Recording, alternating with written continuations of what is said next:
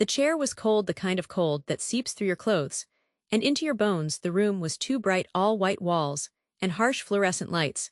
There was a plant in the corner, but it looked fake. Everything felt fake. My manager Susan was there, and someone from HR, a woman I'd only ever seen in the annual compliance videos. They had these tight, polite smiles that didn't reach their eyes. Susan started talking about company direction, evolving team dynamics, and then she slid a single piece of paper across the table. The sound was so small, just a faint whisper against the polished wood, but it was the loudest sound I'd ever heard. My eyes scanned the words: position eliminated, restructuring. But then I saw the real reason buried in the formal language. Lacks the assertive presence required for a leadership role, not a visible enough team player communication style, does not align with the turning point came on a rainy Tuesday. I was in the library hiding in the stacks, and I picked up a book about business leaders, not the usual charismatic ones, but the ones in the background, the engineers, the architects, the strategists. I read about people who built empires not with loud speeches, but with quiet focus. And it clicked. It wasn't a weakness, my ability to focus, to dive deep into a problem, to listen more than I spoke. These were strengths. They were just strengths that my old company was.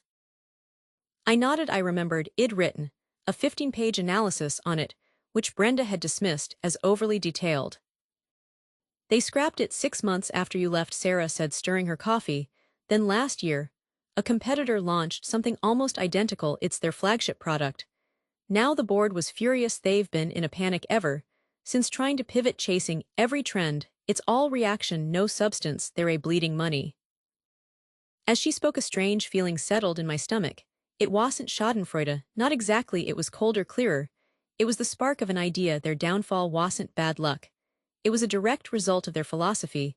Their worship of the loudest voice in the room, their dismissal of quiet, deep work, had created a culture of hollow innovation. They were all sizzle, no steak. And now the house was burning down because they'd fired the architects and hired a bunch of fireworks technicians. The boardroom of the investment firm was nothing like Brenda's office. The table was a solid slab of ancient oak, the chairs were heavy leather, and the view from the 40th floor was staggering. I was there as the CEO of my own company, Axon Solutions, WED, started small, focused on the kind of deep, unsexy tech infrastructure bigger companies ignored, the kind of work that required quiet focus, and it had made us indispensable and incredibly profitable. My advisor, a sharp woman named Anya, slid a folder across the table. The due diligence is complete. It's a solid strategic fit. Their user base, even in its diminished state, would integrate perfectly with our platform. The price is attractive. They're a desperate. I opened the folder. There, it was the logo of my former company, the name that had been on that single folder in Brenda's office. I felt a stillness descend over me. This was the moment, the decision. It wasn't about revenge. That's a petty small word. This was about vindication. This was about proving a point on a scale they could never ignore. I looked at Anya. Proceed, I said, my voice calm, and even in the vast, quiet room, make the offer. The negotiation table was a different kind of theater. On one side, me, Anya, and our legal team on the other, the representatives of the company I'd helped build, and then been expelled from, and among them Brenda. She looked diminished. The practiced smile was gone, replaced by a nervous tightness around her mouth. David from HR was there too, avoiding my eyes. Their lead negotiator did most of the talking, a man I didn't know, full of bluster about legacy, value, and brand equity. But every time a technical point arose, a question about the fundamental architecture of their failing systems, all eyes shifted to me. I didn't need to raise my voice. I spoke quietly, stating facts, pointing out flaws in their infrastructure that I had identified years ago, flaws they had never fixed. Each point was a precise, surgical. I saw Brenda flinch when I explained in simple, clear terms why their flagship new initiative was doomed to fail based on their own codebase. She remembered. I knew. She remembered the reports shed, dismissed. The deference in the room was palpable. It was a complete reversal. The person they had labeled a liability was now the one holding the power to save them from total collapse, or to let them sink. The quiet in the room now wasn't a weakness.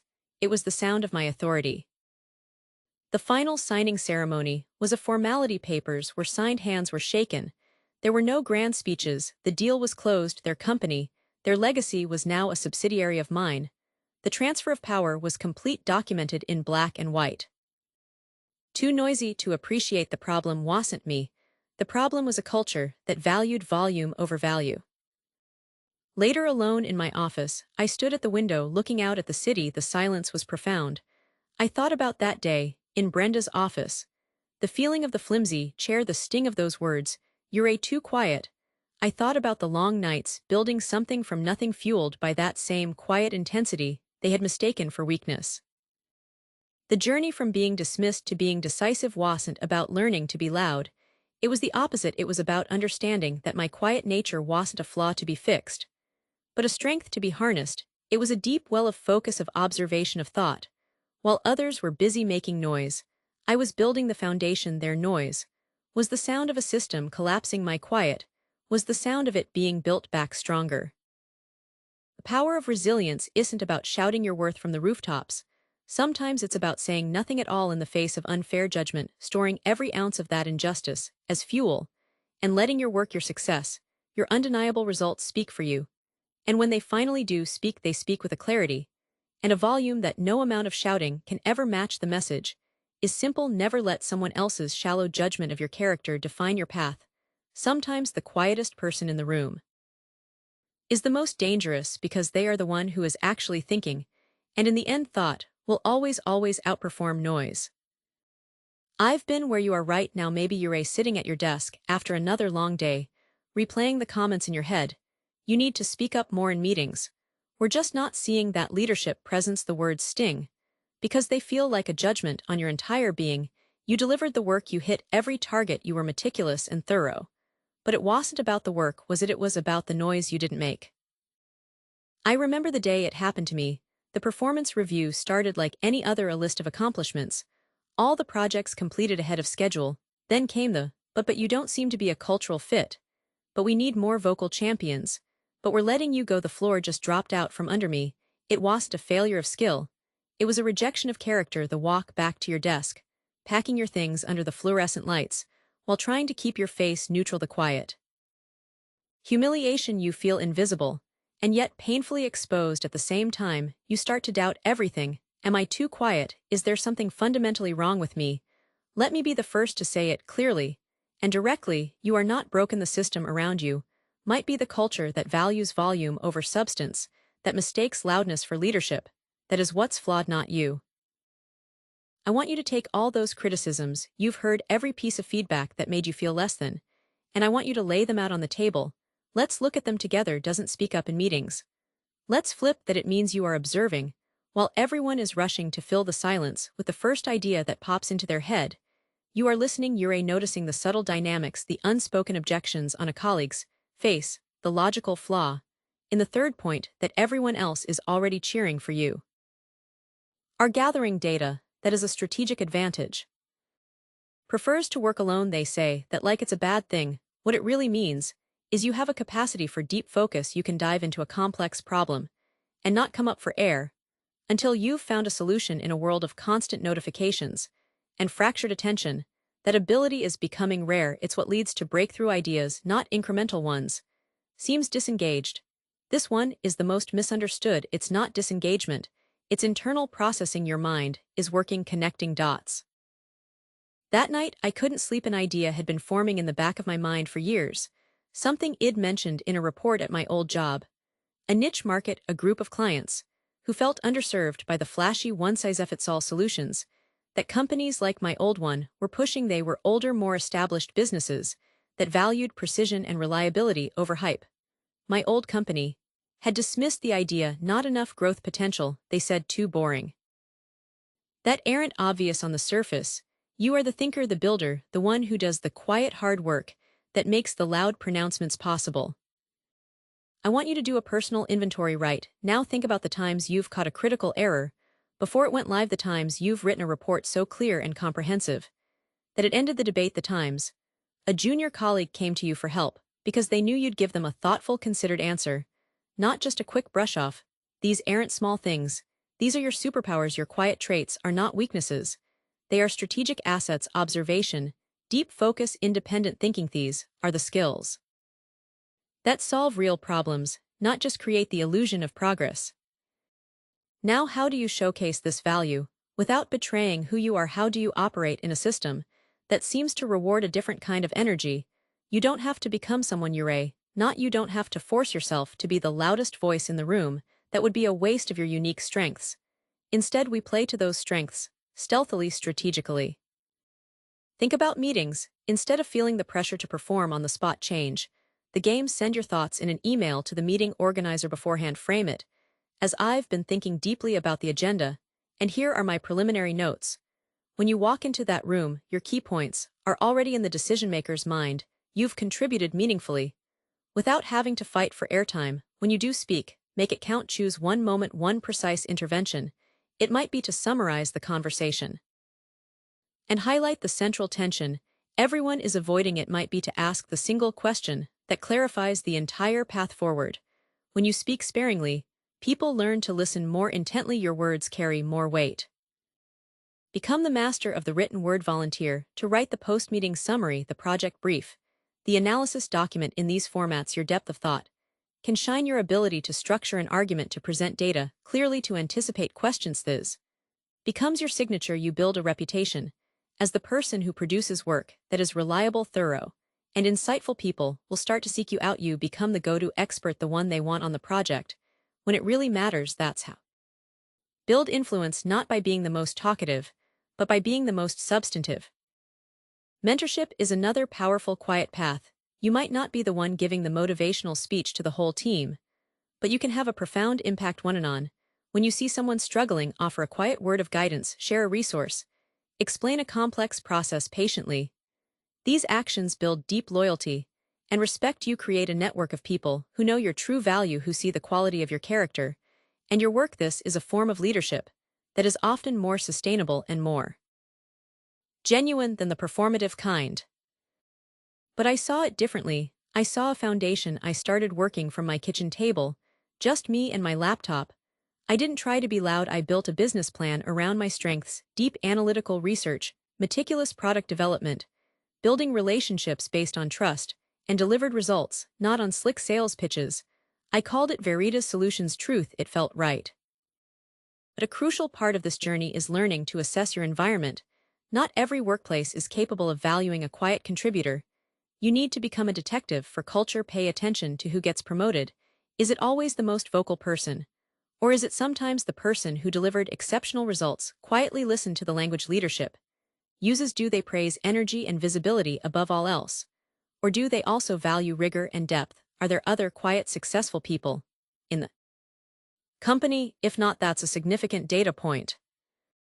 There will be times when the best and bravest thing you can do is to stay and slowly, consistently demonstrate your value.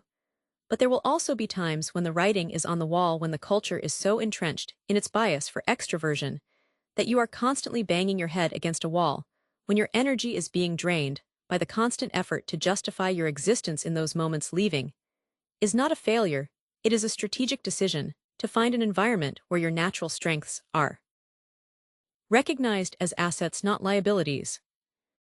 You might find a smaller company, a research-focused role, a field where deep expertise is the primary currency, or you might do what I eventually did. You might decide to build your own table, instead of fighting for a seat at one that doesn't suit you. When I started my own consultancy, it was built entirely on the principles that my old job saw as weaknesses. We don't have loud, flashy sales pitches.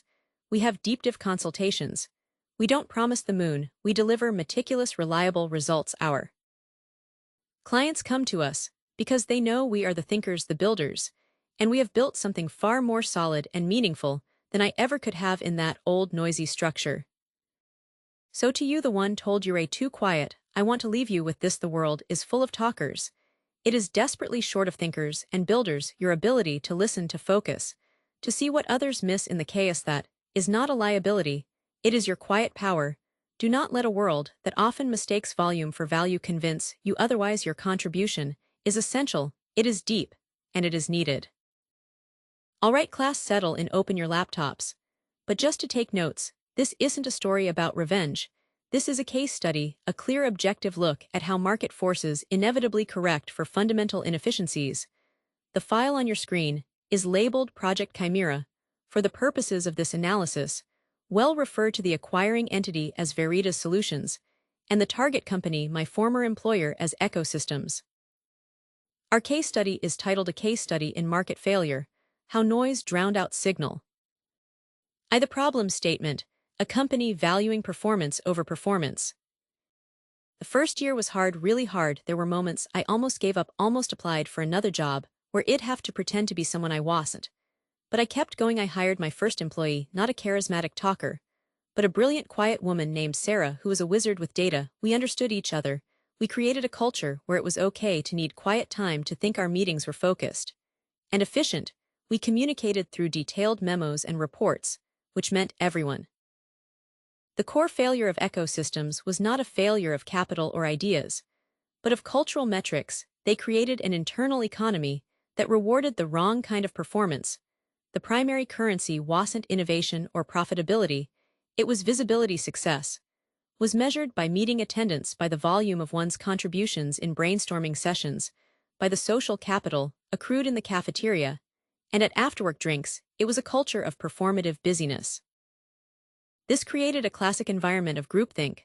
The loudest voices, not the most insightful ones, dictated strategy. Innovation became a buzzword for superficial feature additions to legacy products designed to generate press releases rather than solve actual customer pain points. We were building louder speakers instead of fixing the poor audio quality. The entire organization was focused on the stock ticker and the quarterly earnings call, completely missing the fundamental tectonic shifts happening in the substrate of our market. Customer dissatisfaction was a data point to be explained away, not a signal to be investigated. My own termination from ecosystems is the preeminent symptom of this sickness. I was a mid-level product strategist. My performance reviews consistently highlighted my quiet demeanor and lack of disruptive presence in group settings. My proposal to reallocate a significant portion of our marketing budget to deep longitudinal customer research was dismissed as not aligned with our growth energy mindset. The day I was let go during a synergistic right-sizing initiative, my manager told me plainly that I simply didn't radiate the Echo brand of dynamism. They weren't assessing true value, they were assessing a persona. They mistook silence for a lack of ideas and noise for innovation. In doing so, they executed a textbook case of corporate self-sabotage, ejecting an asset they had failed to properly evaluate. I eyed the opportunity, identifying a gap through quiet observation.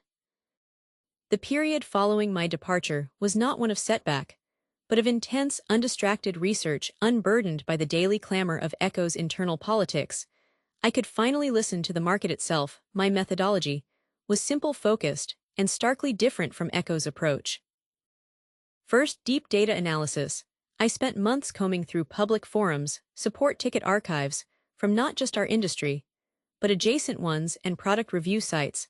I wasn't looking for quantitative data points about sales. I was performing qualitative analysis on the language customers used. I tracked phrases like "I wish it could just," and "Why doesn't this work more like this?" Wasn't big data, it was deep data. Second, I conducted over 100 unstructured customer interviews, not sales calls, conversations. I asked open-ended questions.